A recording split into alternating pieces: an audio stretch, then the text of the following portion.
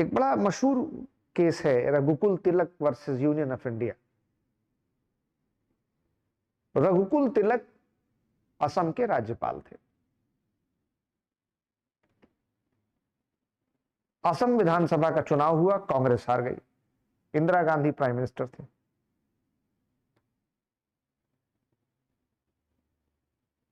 गैर कांग्रेसी दलों ने सरकार बना ली।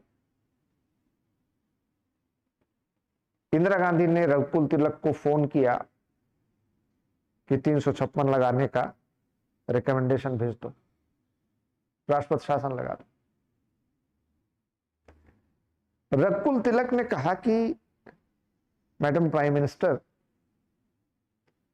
लोकतंत्र में हार जीत होती रहती है। आज आपकी सरकार नहीं है, दूसरे दल की सरकार है, कल फिर आपकी सरकार आएगी, ये तो होता रहता है।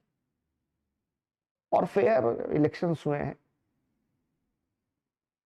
ऐसे में अगर गलत तरीके से 356 लगाकर राष्ट्रपति शासन के जरिए संघ सरकार अपना शासन वहां स्थापित करना चाहती है तो बड़ा गलत संदेश जाएगा।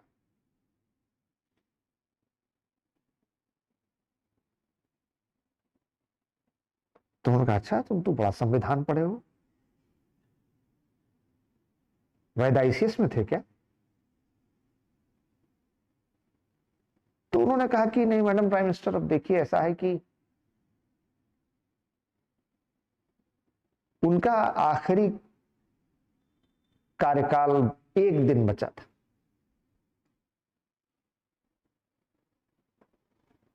तो उन्होंने कहा ठीक है, आपका जो मर्जी है आप वो फैसला कीजिए। कल मेरे टेन्योर का लास्ट डे है और जाते जाते मैं ये असंवैधानिक काम नहीं करना चाहता। ये पाप है, असंवैधानिक पाप है। I don't want to do this unconstitutional act, it is सिन।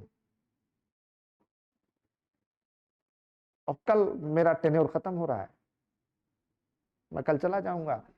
तो जिसको आप भेजिएगा, आप जो चाहिएगा करा लीजिए।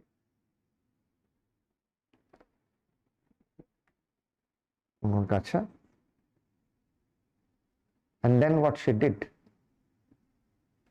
she dismissed the governor. She did not even wait for one single day.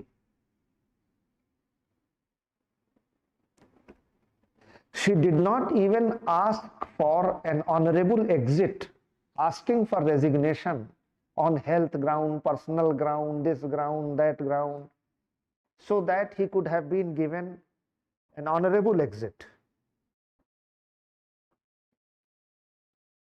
He was contemptuously dismissed from the office, terminated. And this message was given loud and clear to all the governor of the states in India that look, if you don't follow the line of the union government, you will be treated like this. Rather, you are being appointed as governor only because you have to keep the union government in good humor and keep pleasing the union government.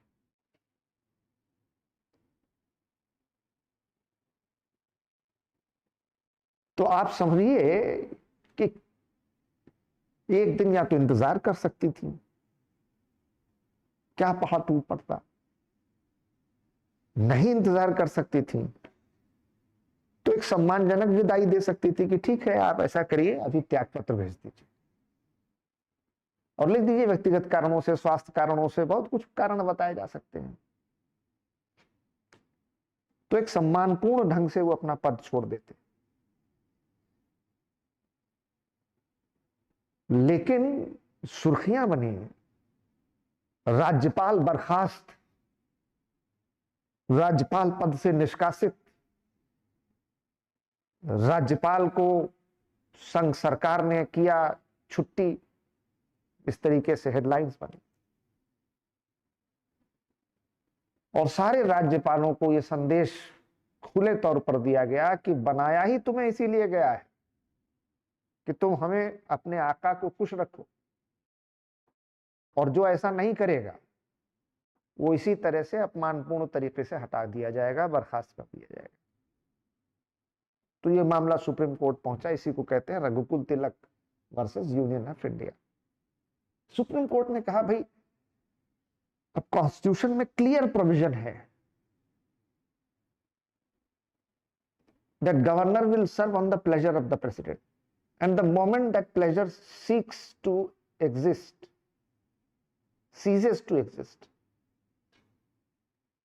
president may remove the governor at any point of time. कोई 5 year fixed term of office नहीं है। तो constitution में साफ साफ, संविधान में साफ साफ है कि राज्यपाल राष्ट्रपति जब चाहे तब नियुक्त करें, जब चाहे तब हटा दें। उनका स्थायी कार्यकाल नहीं है 5 वर्ष का। वो 5 वर्ष के पहले भी हटाए जा सकते हैं, 5 वर्ष के बाद भी अगर संघ सरकार चाहे तो उनको आगे नियुक्त रख सकती है। तो हम इसमें कुछ कर ही नहीं सकते। हम जानते हैं कि ये गलत तरीके से इनको जो हटाने की मंशा है वो ठीक नहीं थी, लेकिन इसमें किया क्या जा सकता है? संविधान का प्रावधान तो हम बदल नहीं सकते। तो संघ सरकार और राज्य सरकारों को भी यही सोचना होगा कि हमें संविधान के दायरे में रह करके अपने काम करने चाहिए, लेकिन दोनों ही ऐसा नहीं करते। जब जब राज्य सरकारों को मौका मिलता है वो संघ सरकार के मुखालिफ होकर काम करते हैं, जब राज्य सरकारों को मौका नहीं मिलता तो संघ सरकार करती है। तो ये दरअसल राजनीतिक वर्चस्व की लड़ाई है। It is the contest of political dominance.